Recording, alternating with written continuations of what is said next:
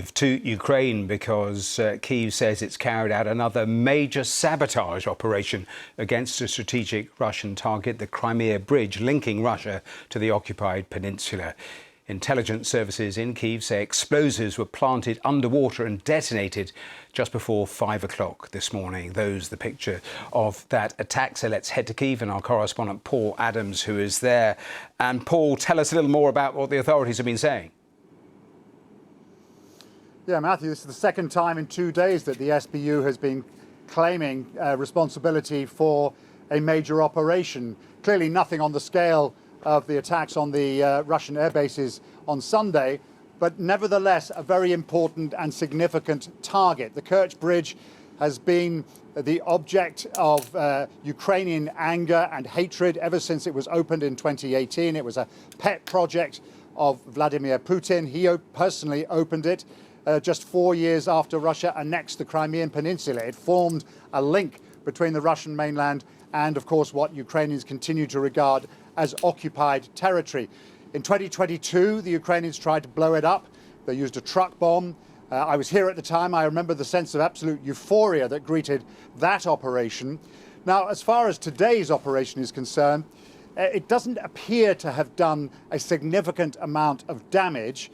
The bridge was reopened a short time afterwards, although we understand that this afternoon the bridge was closed again, possibly following a second explosion. So it is kind of an ongoing situation. But I think the kind of overall message here is that Ukraine is showing that it is on the front foot, that it is able to hit Russian targets sort of at will, and that the Kerch bridge remains very much in their sights. Yes, one remembers and recalls Donald Trump saying to President Zelensky, you haven't got any cards to play. Well, perhaps over the last 48 hours, we've seen a different story. But in terms of an attack like this, after what we saw over the weekend, it is strategic, but also very symbolic as well. It's highly symbolic. It is regarded as a massive symbol of Russian occupation. That is how all Ukrainians regard it. And it is also, as you say, strategic. In the run-up to the full-scale invasion of Ukraine in 2022, we saw all kinds of military traffic passing this way and that over the Kerch Bridge, which is both a railway and a road bridge. And then after that truck bomb, we saw it closed for quite some time. For a long time after its opening in 2018, it represented the only link between Russia and occupied Crimea. Of course, after the invasion, as Russia seized all that territory north of the Sea of Azov in southern Ukraine, the links with Crimea became twofold. But it remains an important logistical route for the Russian military.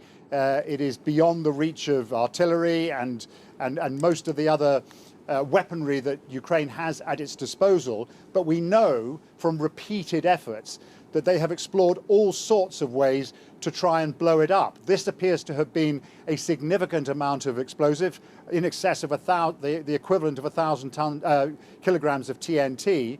The Russians, who are reacting online on various telegram channels, are talking about the use of maritime drones. We know that the Ukrainians have experimented with those too.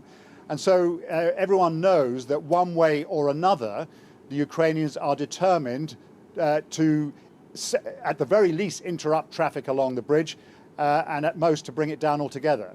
Yes, and I thought an interesting line in the details we've heard so far is that the explosives were planted underwater over a lengthy period of time.